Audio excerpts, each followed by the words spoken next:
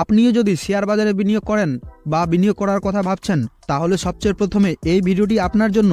Friends, আপনি যদি stock মার্কেটে নতুন বিনিয়োগকারী হয়ে থাকেন, তবে আপনাকে অবশ্যই সচেতন হতে হবে যে শুরুতে ভালো শেয়ার পাওয়া খুবই কঠিন। তাই আজ আমরা সেই অসুবিধা থেকে উত্তোলনের একটি উপায় নিয়ে এসেছি। সেই কৌশলটির নাম ফান্ডামেন্টাল অ্যানালাইসিস।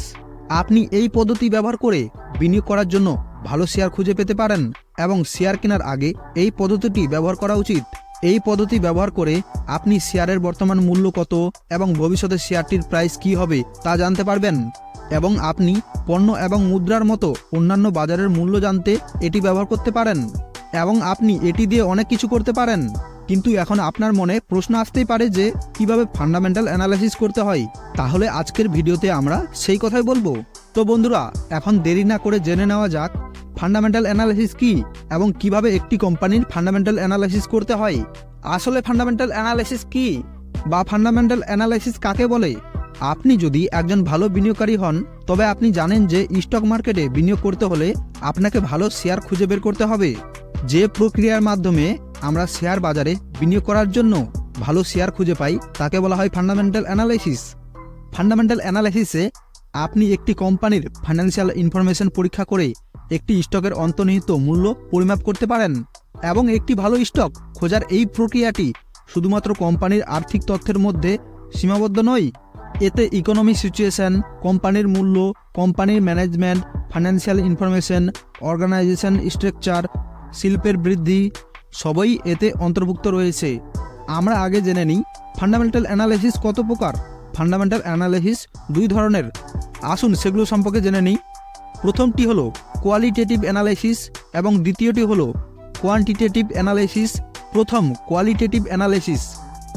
কোয়ালিটেটিভ অ্যানালাইসিসের মাধ্যমে আপনি যে কোনো কোম্পানির ব্যবসায়িক মডেল অ্যানালাইসিস করতে পারেন।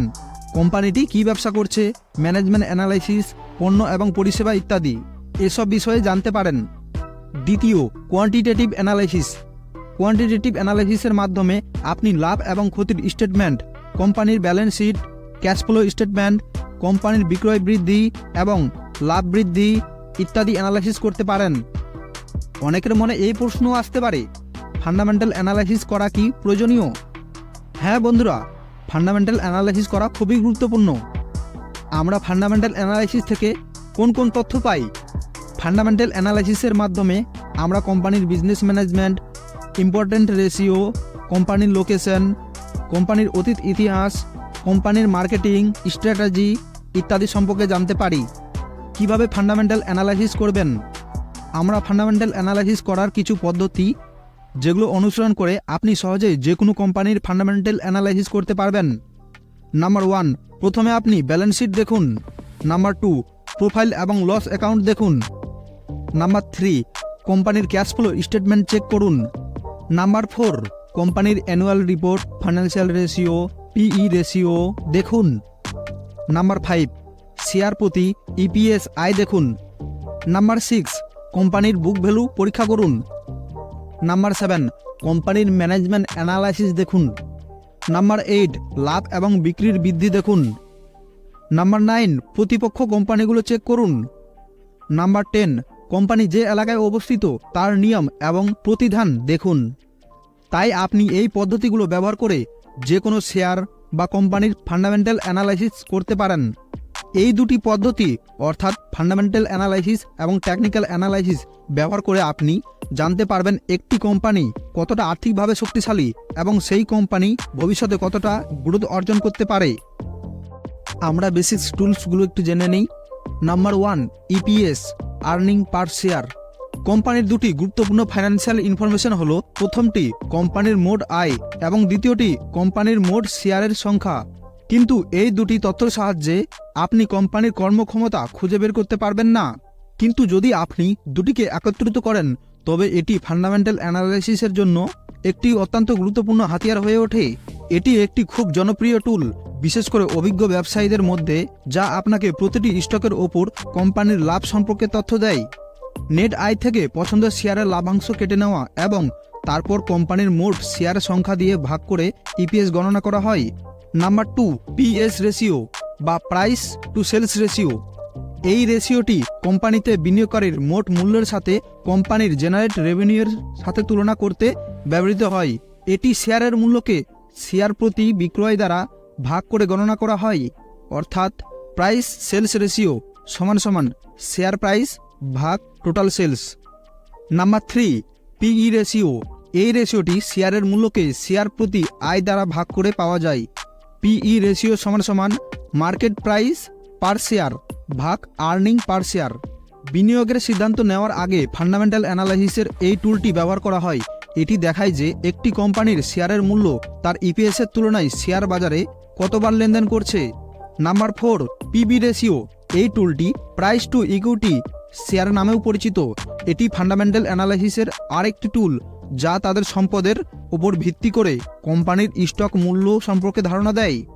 পিবি রেশিও শেয়ারের বুক ভ্যালুর দ্বারা শেয়ারের সর্বশেষ ক্লোজিং প্রাইসকে ভাগ করে পাওয়া যায়।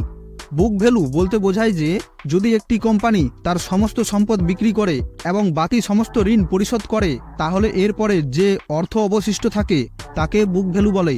নাম্বার 5, আরওই বা রিটার্ন অন ইকুইটি। এটি একটি গুরুত্বপূর্ণ ফান্ডামেন্টাল অ্যানালাইসিস টুল যার সাহায্যে নতুন বিনিয়োগকারীদের পক্ষে সিদ্ধান্ত নেওয়া সহজ হয় এবং ভালো আরওইর সাহায্যে কোম্পানির ম্যানেজমেন্ট জানা যায়। এটি মোট ইকুইটি দ্বারা নেট আয়কে ভাগ করে গণনা করা হয়। আরওই হলো একটি লাভের রেশিও যা আমাদের বলে যে একটি কোম্পানি তার শেয়ার হোল্ডারদের অর্থ বা ইকুইটি থেকে কতটা লাভ করছে। Number 6, dividend pay out ratio. বন্ধুরা, এটি আপনাকে প্রধানত একটি তথ্য দেয়। প্রথমত, কোম্পানির লাভের ভিত্তিতে শেয়ার হোল্ডারদের কত ডিভিডেন্ড দেয়। কোম্পানি যত বেশি ডিভিডেন্ড দিবে তত ভালো কোম্পানি বলে আমরা ধরে নেব। এছাড়াও অন্যান্য অনেক ফাইন্যান্সিয়াল টুল অ্যাভেলেবেল রয়েছে যার সাহায্যে যে কোনো কোম্পানির ফান্ডামেন্টাল অ্যানালাইসিস করা যেতে পারে। আশা করি আমার এই ভিডিওটি আপনাদের কাছে ভালো লেগেছে এবং শেয়ার মার্কেট সম্পর্কে অনেক কিছু জানতে পেরেছেন। আমি প্রথমে এই ভিডিওতে বলা পদ্ধতিগুলো ব্যবহার করি, এরপরেই আমি একটি ভালো স্টক খুঁজে পাই যেখানে আমি বিনিয়োগ করি। বেশিরভাগ ক্ষেত্রে আমি এটি থেকে উপকৃত হয়েছি। বন্ধুরা, এমনটা নয় যে আপনি ফান্ডামেন্টাল অ্যানালাইসিসের জন্য যে কোম্পানি বেছে নেবেন সেটা আপনাকে শুধুই লাভ দেবে না, ক্ষতিও হতে পারে। কারণ কোম্পানির কি হবে তা কেউ বলতে পারে না। তবে ফান্ডামেন্টাল অ্যানালাইসিস করে আপনার ঝুঁকি অনেকটাই কমিয়ে দেয়, তাই এটা খুবই গুরুত্বপূর্ণ। তাই লোকের কথা না শুনে নিজেই আপনি ফান্ডামেন্টাল অ্যানালাইসিস করে স্টক নির্বাচন করুন। জানি প্রথম একটু বুঝতে না পারলেও অল্প অল্প বুঝে করলেই পারবেন। এছাড়াও যদি আপনার মনে কোনো প্রশ্ন থেকে থাকে তাহলে নিচে কমেন্টের মাধ্যমে জিজ্ঞাসা করুন, আমি আপনাকে সম্পূর্ণভাবে সাহায্য করব। আজকের ভিডিও এই পর্যন্তই, ধন্যবাদ।